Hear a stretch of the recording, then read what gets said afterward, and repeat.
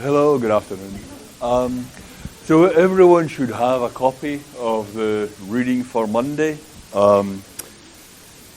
which is Robert Gordon's book, Psychology of Simulation article.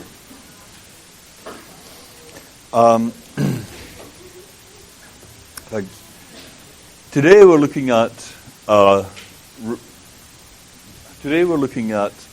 that short extract from Russell called Analogy. That sets out a really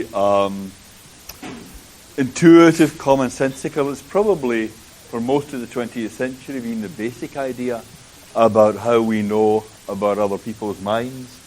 And I just want to set that out today. In Jasper's terms, what he's looking for is evidence. What he's trying to explain is how we get evidence for meaningful psychic connections. So just to try and make the connect between Jaspers and Russell explicit, let me just go back over the last couple of minutes from last time. Jaspers was saying empathy provides us with grasp of meaningful causal connections. That there's some sense in which when we know how one psychological state gave rise to another, we find it intelligible or meaningful. In a way that in the natural world, if you're looking at the motions of the planets or the behavior of atoms, we don't look for meaningfulness. We just want to know what happens. It's just one brute thing causing another. And Jasper says that internal causality is not really causation in the sense in which you get it in physics. And you can see what's meant by meaningful causal connections when you look at these cases where you don't have meaning. Someone who says, I think Sally would be a good person for this post. Why? Because I saw a sparrow in the lawn last night. Or when a deluded patient says, I saw the scales in my arms, and that caused me to conclude that a lizard had taken over my body. And for anyone looking at that, you just say, how in the world did you get from there to there? I can't make any sense of the causation here. Or I saw him rub his chin. I believed he thought I needed a shave. Without that meaningfulness in the causal connection, Jasper thinks you don't really know about the existence of the connection at all. Whereas in the Othello Desdemona case, when he has an imaginative understanding of how the pity brings about the love, then that's intelligible. You understand how one thing gave rise to another. That's what Jaspers means when he says a meaningful psychic connection. But he says getting the meaningfulness of the connection isn't enough to know that that was what was really at work. And we went over this very briefly last time. Nietzsche convincingly and comprehensibly connected weakness and morality. So Nietzsche's idea was something like, because people are weak, because people don't have the strength to make up their own minds about how to approach the world, they invent this protective shell of morality from within which they cower at the world and sanctimoniously denounce people who are mean to them and try and impose this system on other people. So that's a comprehensible connection between weakness and morality. If you are weak, then morality is going to seem very important to you. But he says that particular application could be wrong. It might be that that's not really what's going on. It's meaningful, all right. You can get into it. You can comprehend how that might work. But that doesn't show that in any given case, that is why someone believes in morality. In any given case, the judgment of whether a meaningful connection is real does not rest on its self-evident character alone. If pity giving rise to love, that's comprehensible, that's meaningful.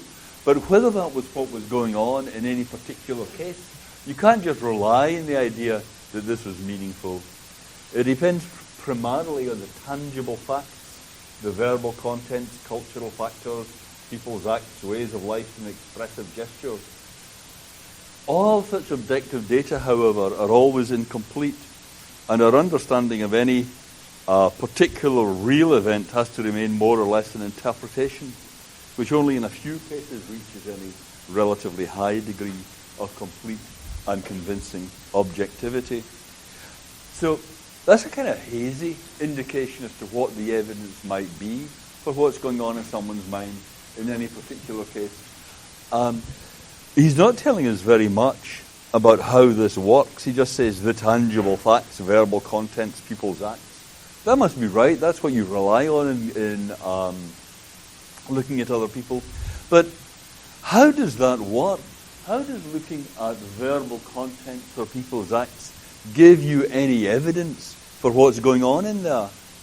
We're somehow getting from these things about people's behavior to the facts about their mind. But how are we doing that? How does it work? We have to do that. It's not enough to just say this is a meaningful connection. This is what I speculate might be going on. But there must be some answer to the question, how can we get from the evidence available to us to the facts about someone else's mind? He says often it's an interpretation, often it's difficult. In some cases, we do get convincing objectivity. Okay. That's the basic problem that Jaspers leaves you with. You're not really told how this works. Russell, with the argument from analogy, is going to try to address exactly that. How you get from the behavior to what is going on in someone's mind. Is that clear what the task is? Yeah. What the evidence is, what it means, evidence for meaningful psychic connections.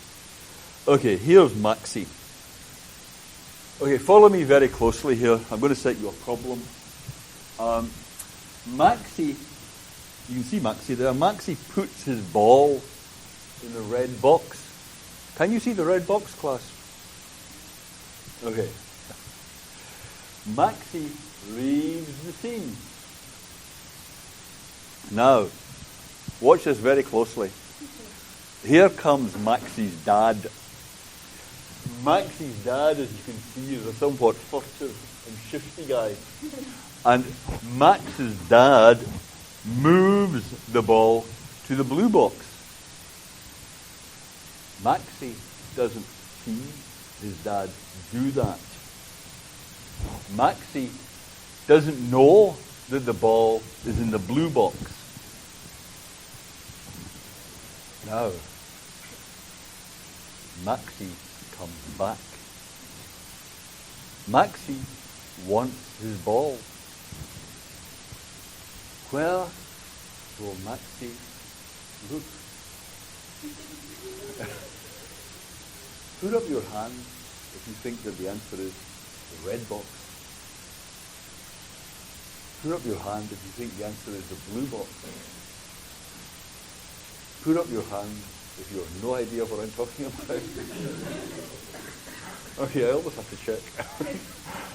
Okay, well, you'll be pleased to hear that the right answer is the red box. So you all passed. I think those of you who said it's not, a couple of you said the blue box, I think you were thinking of something much smarter than the rest of the class. But the thing is, the important point about this is there was a time in your life when you would not have been able to get that right, even though you understand the questions, even though you understood exactly what the scenario was. It's a very robust finding. Children between 3 and 4 years old will understand the question perfectly well, but they give the wrong answer. They say the blue box. And it's a very robust finding. This has happened, this has been tested for across thousands of subjects across many continents, many countries. First discovered in, when was it, the early 90s. And it's driven developmental psychology for many years. And I remember around 1999, a developmental psychologist saying to me, well, basically, our field divides into people, about half of them are working on this subject, half of the entire field are working on this, why children can't get it, why the 3-year-olds can't get it, and what goes on when they make the transition to when they're 4.5, 5 years old, when they can get it. There was a time when you couldn't have done that. That's the important thing. Do you have a question? Yeah.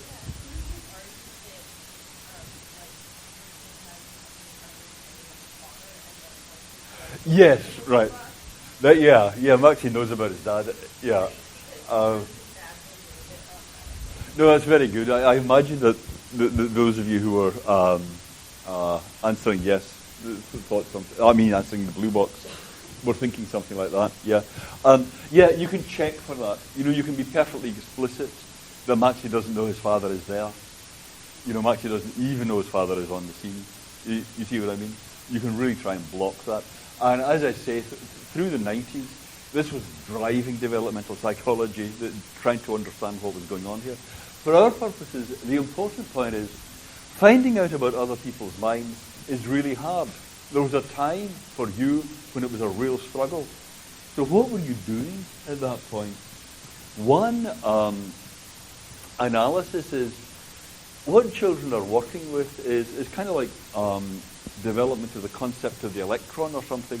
They've got an early concept of belief on which belief is a relation between a person and an external state of affairs. So if Maxie's got a belief about where his ball is, well, where is the ball? You know the ball's in the blue box. So the only external state of affairs that Maxie could be related to involving the ball is the ball being in the blue box. So the one idea is that's what children have at 3 years old, 3.5 years old. So the child only knows about mental states that are relations to the external world. And then later on, the child finds his predictions don't pan out. If you're using that, then if that's the way you think about Maxie, then you will be astonished when Maxie goes to the red box. You will say, what happened there? How come Maxie didn't look in the blue box? Children at that stage don't have the concept of a false belief. The idea that belief is something that might be false. I remember someone who, it applies to their own beliefs too, this phenomenon, that you give children a candy box, an M&M box that's full of pencils, and you show them the M&M box, and you say, what's in the box? And they say, candy. And you open the box, and they see the pencils, and this researcher said to me, their jaws literally drop. They're amazed to see pencils in a candy box. And then, a couple of minutes later, you say to them, what did you think was in the box when I showed it to you? Pencils. Perfectly seriously, right? So they don't even have the idea for themselves that they ever had a false belief. That idea of belief is later an attitude to a proposition that might be true or false. That's something that you had to work at. You didn't just get it for free. All of us in this class have been through laboring to get that. So understanding what's going on in other people's minds is an achievement. We really have to work at this. Not only all through, I mean, it's kind of obvious in later life, but even from when you're 3.5 years old, it's a struggle. Russell said what to most philosophers working on this, it seemed like the basic idea. The behavior of other people is in many ways analogous to our own, and we suppose it must have analogous causes. I behave in ways that are reasonably like the ways you behave, so you assume that what's going on in me is kind of what's going on in you. So if you were going to say, hey, it's a nice sunny day, that would reflect your belief that it's a nice sunny day.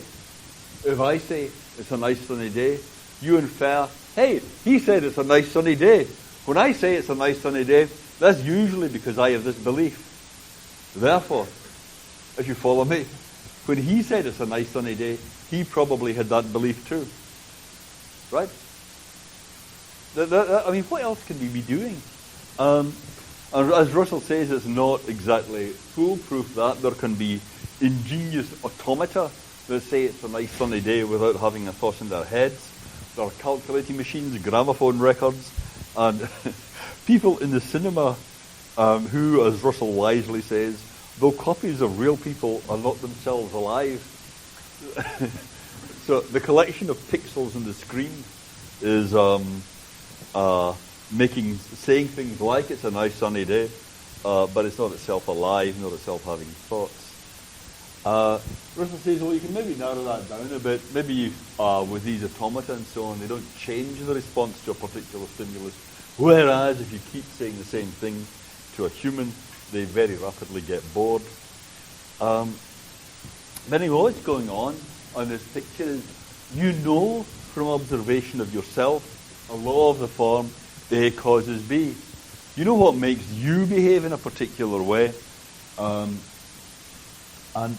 then you sometimes observe B in the absence of A, and then you say, well, hey, A must have caused that. That's a very simple structure, but don't we reason like that? So here, this is you on the left. You notice, you look inside your own mind.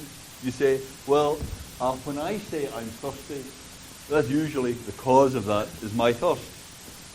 You see someone else say, I'm thirsty. So class, what do you infer? That they're thirsty, right? It was probably the same thing causing them to say, I'm thirsty, as caused you to say, I'm thirsty, right? Is that a good inference? Yeah? I mean, it's clearly fallible, right? Because, as Russell says, if that's to justify you in inferring A, you've got to know that only A causes B. I mean, after all, in principle, there could be lots of different things causing the person to say, I'm thirsty. But we're taking it that it's a reasonable conjecture that it was thirst that caused them to say that too. And then, if you've got a lot of complexity in the behavior of the other person, when all that complexity can be accounted for by just one simple cause, you see the person saying, I'm thirsty. You see them going to get water. You see them saying, oh, thank God for that, and so on. And then you say that one simple cause, the hypothesis that they're thirsty, can explain all that.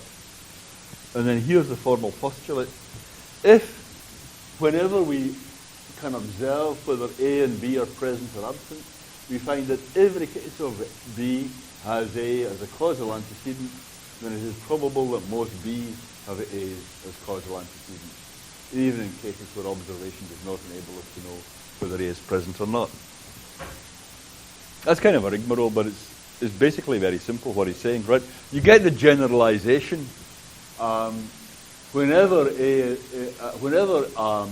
B is there, it's got A as a causal antecedent. Like you use induction.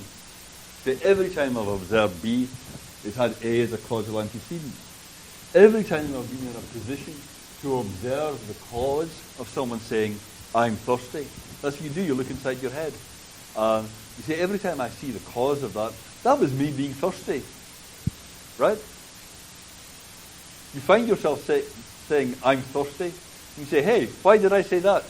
And you look inside yourself, and hey, you were thirsty. That was what made you say it. Right? So now you notice that that's what went on. So whenever someone else says it, you think, I bet they were thirsty too. Put up your hand if that seems pretty, well, it's plain what I'm saying anyhow. Pretty convincing that's what goes on, right? Okay. I think this can't be right. If all the stuff that we were doing in Jasper's is correct, this can't be how it works. I just think, how could Russell explain the Jasper's phenomenon? Remember last time we were thinking of Desdemona looking at Othello and getting this imaginative understanding. Look, the pity is causing the love. We do that the whole time with each other. Maybe not quite as dramatic as that, but just figuring out what's making someone do something. As Jasper says, you sink into the psychic situation and grasp one event emerging genetically from another. That's everyday life. That's what you do. So could that be working the way Russell says? Well, there are two basic problems here. Suppose it's working like that with Othello and Desdemona. He sees the pity emerging from the love. Well, the love emerging from the pity, I mean.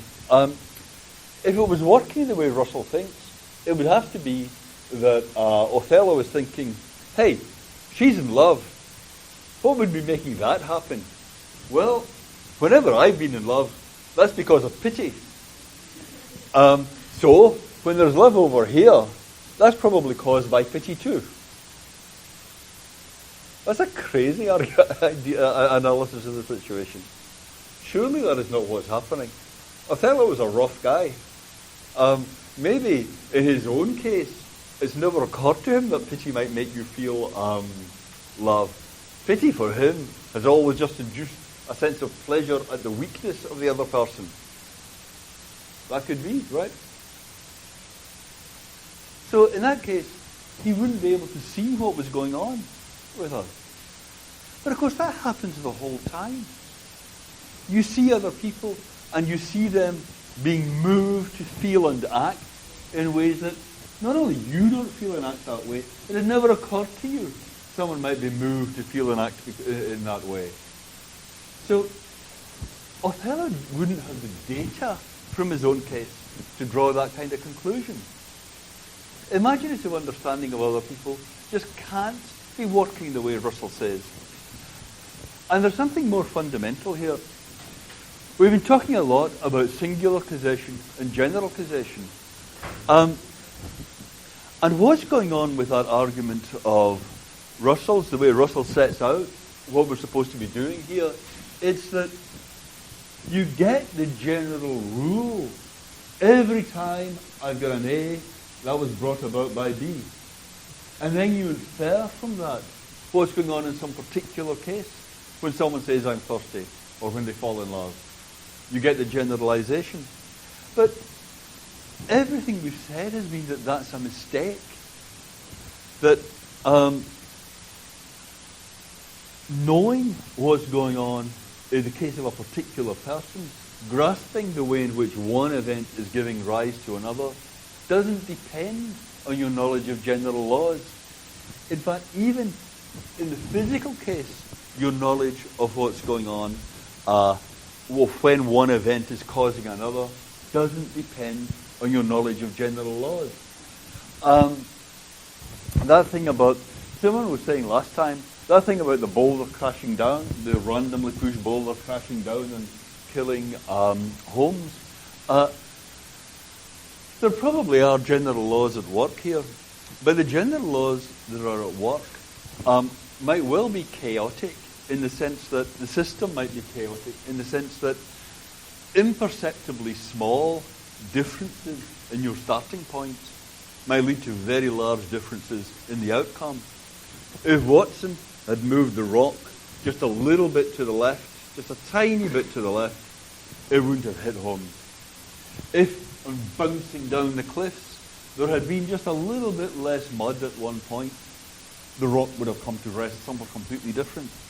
We might never ever be able to figure that out, to know what the relevant general laws are here, what the relevant applications of the general laws are here. But still, if you say what caused Holmes's death, it's not like this is some mystery.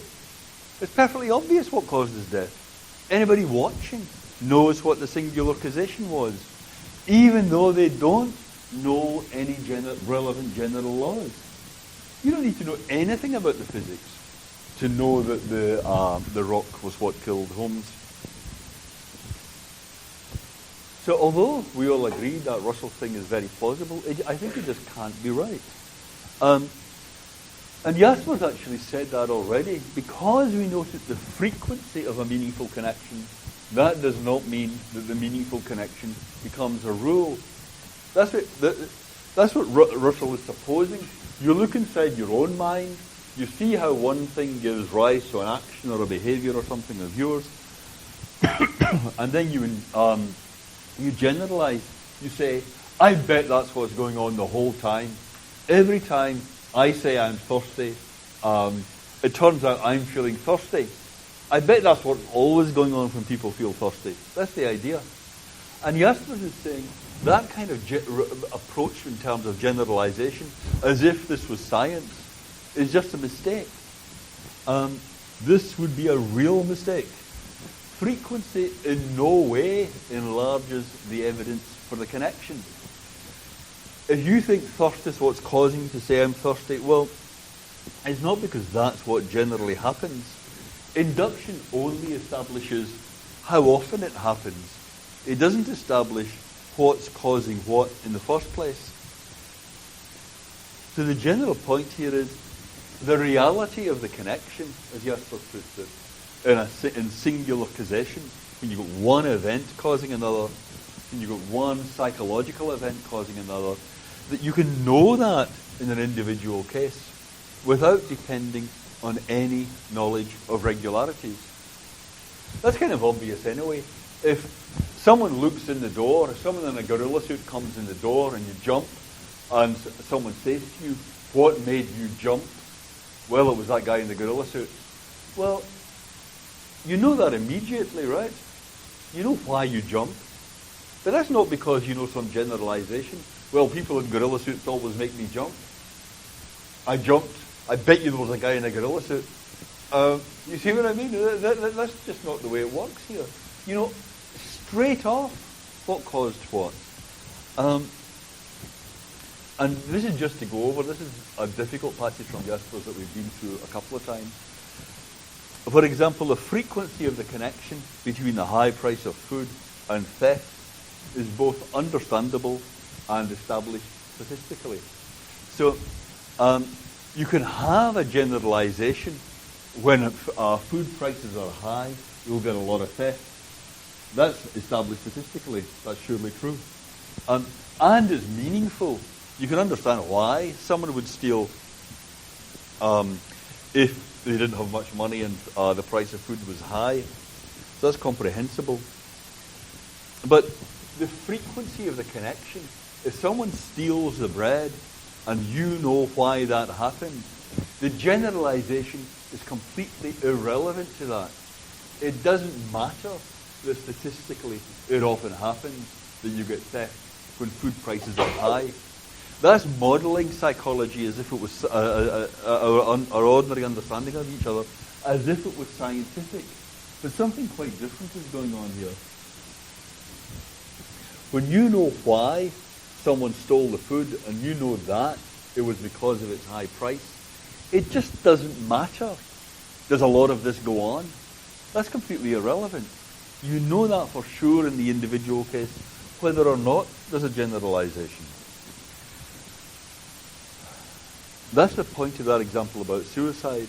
The frequency of the understandable connection between autumn and suicide is not confirmed by the suicide curve, which shows us peak in the spring. So maybe spring and suicide, maybe that's not really comprehensible, right, for the sake of the example. Why would you commit suicide in the spring? When new life budding all around you, a time of joy and hope, a time of new beginnings. Why would you commit suicide then? Autumn, getting darker, getting colder. I'm not trying to encourage you here.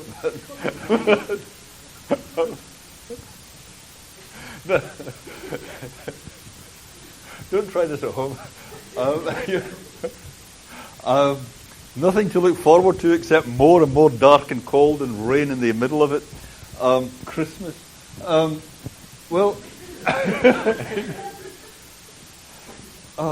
That's perfectly comprehensible. So anyway, if someone's heading into that and you see what's going on, right? I mean, I actually had this with a friend of mine once. I could see what was happening to him as the winter came in. He just couldn't believe it. This is in Britain, and he'd come there from Australia, and he just, once he grasped it's just going to keep getting darker and darker and darker. This melancholy descended on him. You really live like this? Once you get that in a particular case, this is what's going on. this is what's really getting them down, then that's enough to establish the causal connection. You don't need a generalization.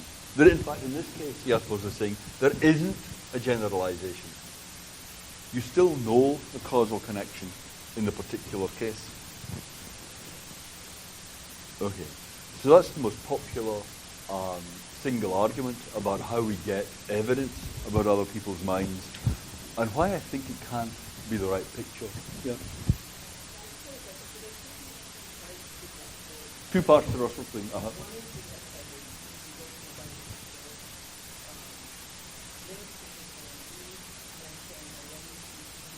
Yep.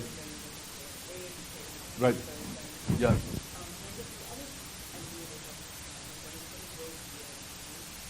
It's got to go via me. Yes, that's right. Yeah. Yeah. Yeah. Yes. Yeah. Yeah. Yes. Yes. Even if that's not how it works for me, I can imagine how one might feel. Yes. They have these Yeah. scenes and stuff. Yeah. So it doesn't like there's times sort of like you understand something like the idea of your own. Yep. And I was wondering if you're thinking of that idea of like as well, or more just you've got to go from a series of controls to Yeah. It's more the generalization. Though the generalization step, it's clear that's, I think that's the weak spot. Can you put your hand up if you see why I say that's the weak spot? Aha. Okay. If you don't see why I say that's the weak spot, if you have no idea what I'm talking about, okay. You can't all abstain, there are not many options. Okay, any comments on that? On the generalization spot being the weak spot, either from people who agree or don't agree? Yeah?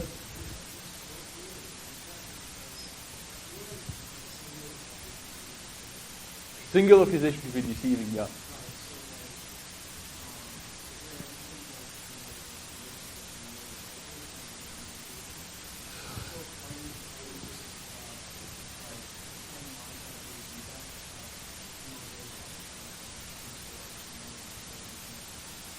I think, I agree we can think we've seen one event causing another and just make a mistake.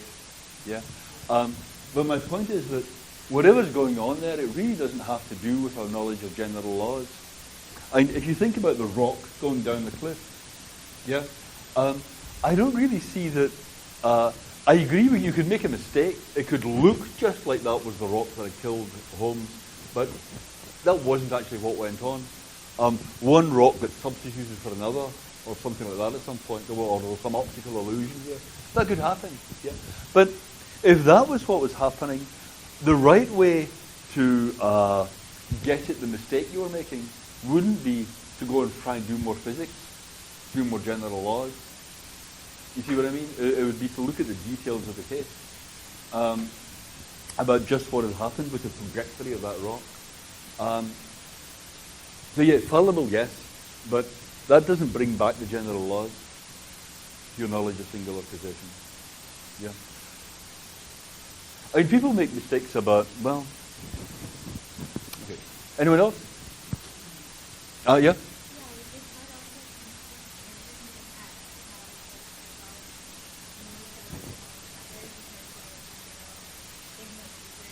Yes.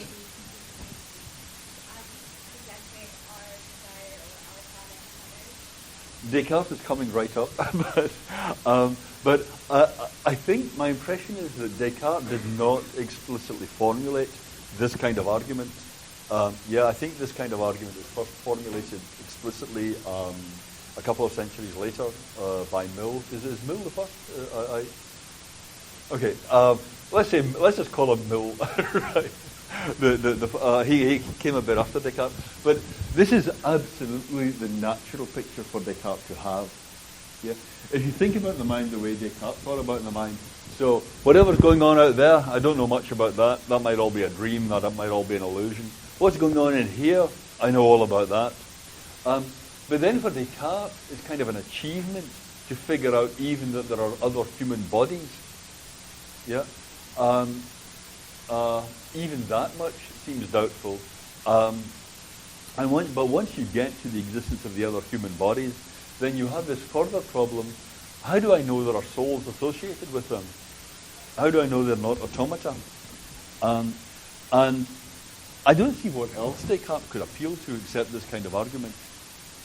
Yeah. My body moves in these complex ways, and that's to do with the motions of my soul. Therefore, when other bodies move in those kind of ways, it's likely to do with the motions of their souls. You see what I mean? So I think Descartes would be a natural. It would be natural for Descartes to be arguing in this way.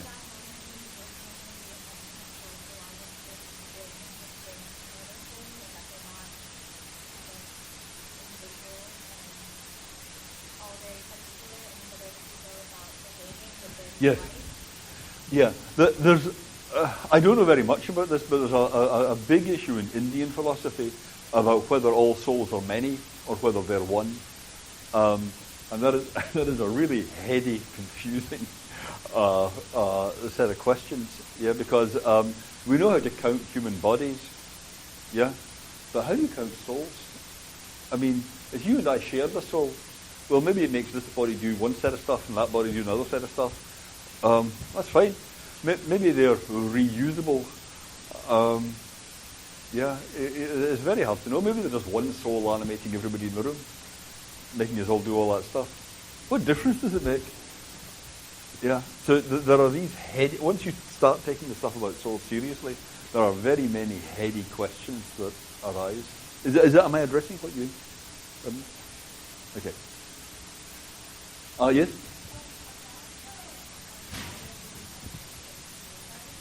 Yes, right.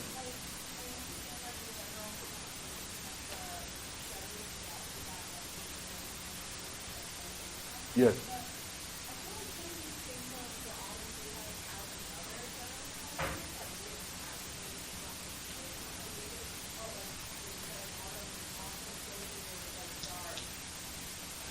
Okay, yeah, okay, very good. I meant, when I said autumn is associated with the dark and the gloom and so on, what I was trying to get at there was the meaningfulness of the connection. It's comprehensible. It's not like that, I think this person should get a job because I saw a sparrow in the lawn. Yeah, that's meaningful. It doesn't establish any regularities. Right, that was the thing about Christianity and Nietzsche and all that, weakness and morality. It might be very comprehensible how the autumn could give rise to suicide, but maybe that's not how it works at all. Yeah.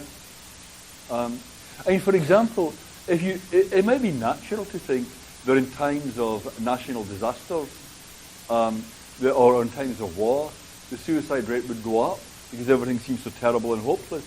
Yeah. In fact, the leading hypothesis about this since Durkheim has been that in times of war, the suicide rate goes down. When there's a national disaster, the suicide rate goes down. Yeah. And Durkheim's idea was that's because these times of disaster or these times of war bring about solidarity. They make people feel part of a community and therefore less likely to commit suicide. And actually, interestingly, after 9/11, the suicide rate, well, this is contested, but in the face of it, the suicide rates in both the US and the UK went down after 9/11. Yeah. So the thing about meaningful connections is that you can bend them in lots of different ways. Right? I just tried to make it meaningful in one direction. You might well try to make it meaningful in another direction. You might think of autumn as kind of a national catastrophe. You see what I mean? Here we all are together. Right? So the meaningful connection stuff can be twisted quite easily, yeah. But none of it establishes a rule. Yeah. Anything else on that? Yeah.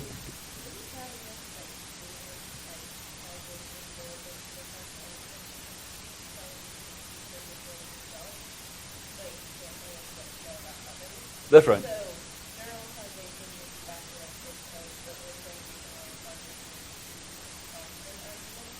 That's right. I'm saying general causation doesn't even seem right. This goes back to Umrau's question. That's very good. Yeah. Umrau's question was there was a bit about regularity, there's a bit about generalizations versus singular causation. Yeah. And there's a bit about inferring from myself to others. Yeah. And your point is, if you're Descartes and you've got to infer from yourself to others, how are you going to do it? I mean, I'm amping this up a bit, but this is what you're saying, I think. That how am I going to get from myself to others except by way of a generalization? Except by way of saying, the others are like me. Yeah? And like me must have something to do with it, because it's kind of obvious that it's easier to understand people who are like you than it is to understand people who are not like you. Yeah? And bats are an extreme case of that. You can't get inside their heads at all because they're so alien. But how we're getting from oneself to another person can't be by means of a generalization if this kind of picture is correct. Yeah. That can't be the connect between the self and others. So I think Umrau's thing about disentangling the two, that you're, if I follow you, connecting up here, that's really interesting. And the fact that like-meness is relevant to your knowledge of other people's minds, we've got to find a place for that. But if it doesn't work by way of generalizing from yourself to other people, then we still have to get some story about how that does work. Yeah. So I think Jaspers is incredibly perceptive in getting the phenomenon here. This is a subtle, interesting phenomenon, but how you explain, how you characterize what we are doing when we understand one another, it is not by way of generalizations. It's really difficult. I mean, it's not. It seems to me anyway. If anyone has if anyone can crack it, that's great.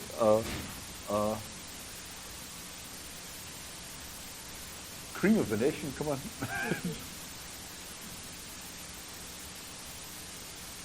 Okay, well, okay. Did I address your question? Yeah. Anumra, is that okay?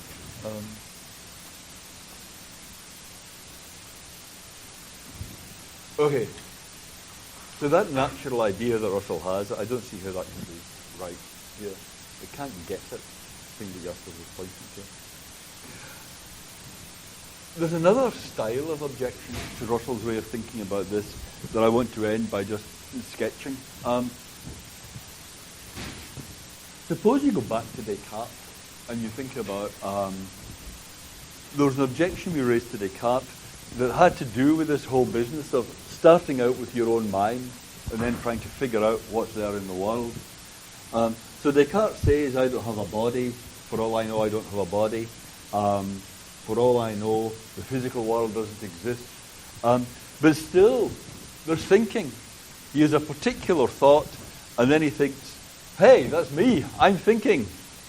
So I must exist. Yes? Do we remember that? Yeah, okay. So the move there is from a particular conscious thinking to saying, hey, I'm thinking, I'm doing that. A thought drifts across your mind. You spot it. You say, that's me doing that. I must exist. We've all done that, right? You wake up at 3 a.m. and that's just what you think, yeah? So there's a particular conscious thinking, then you move from that to I am thinking, and then you move from that to I exist. That's how your knowledge of your own existence is generated. But what we were looking at back when this first came up was the idea that actually you couldn't do it if that was, if all you had as your data was your own thoughts.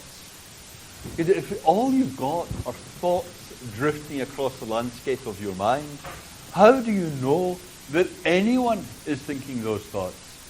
And how do you know that it's you that is thinking those thoughts? All you're doing is hypothesizing a person and saying, someone must be thinking that thought, I'll call it me. But you've no reason to think that any such thing exists. It seems like it goes round the other way. You've got to have knowledge of your own existence. You've got to have knowledge of who you are which physical thing you are before you can so much as say, I'm thinking. Once you know of your own existence, once you know which person you are, then once a thought drifts across your mind, you can say, I'm thinking, so I exist. I'm just going to, because of time, I'm just going to skip this. If you didn't know about your own existence, suppose you really, in the situation Descartes has in mind, I really don't know whether there's such a thing as me at all. I've doubted the existence of the external world. All I've got is the contents of my own mind, my thoughts, feelings, sensations, and so on. Then all you can do is report their thinking.